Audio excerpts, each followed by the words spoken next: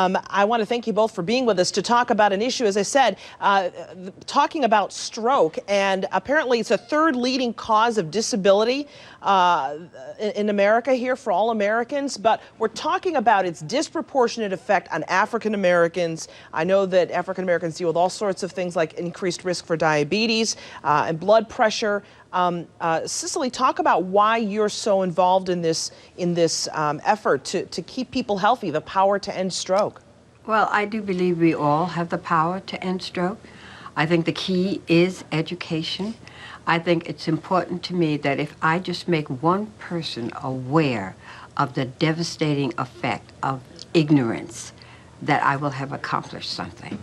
I think it's important for us to recognize the warning signs. Right.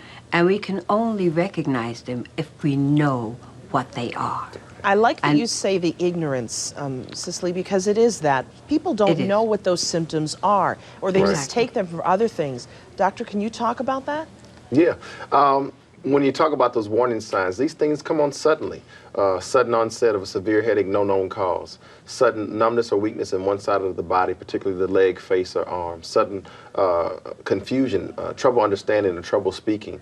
Sudden loss of balance and coordination. These things come on suddenly. And when you recognize something that is changing in your body, especially today, then you need to see your doctor, especially with the stroke. Call 911 immediately so that we can get you to the hospital and reverse some of the devastating effects that stroke can have on the body. So the sooner you call your doctor, the more likely you are to be able to survive this and minimize the impact. Cicely, talk about your personal experience with stroke. Well, I lost my mother, who had a massive stroke.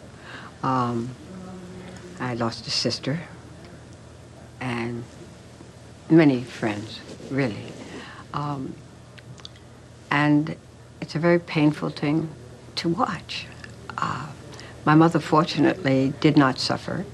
She woke up that morning and said, "I'm going home to my mother," and got dressed and left the house and went 6 feet from her door, and she dropped. So she did not suffer, but there are those who have strokes, recover to a certain extent. I think it's even more devastating to watch that because it's difficult for them to deal with the inability to function as they had been able to do previously. So if I could just convince one person to pay attention to whatever the warning, you know, your body speaks to you. It tells you when things are not quite right. Right. And if we just pay attention and then pick up the phone, call the doctor and say, "Look, I'm not feeling quite right. I'd like you to check me out." Doctor, you want that's people... a step.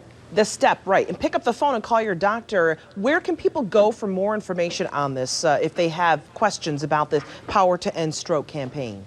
Bristol Myers Squibb and Sanofi Pharmaceuticals have been great. We have a powertoendstroke.org website.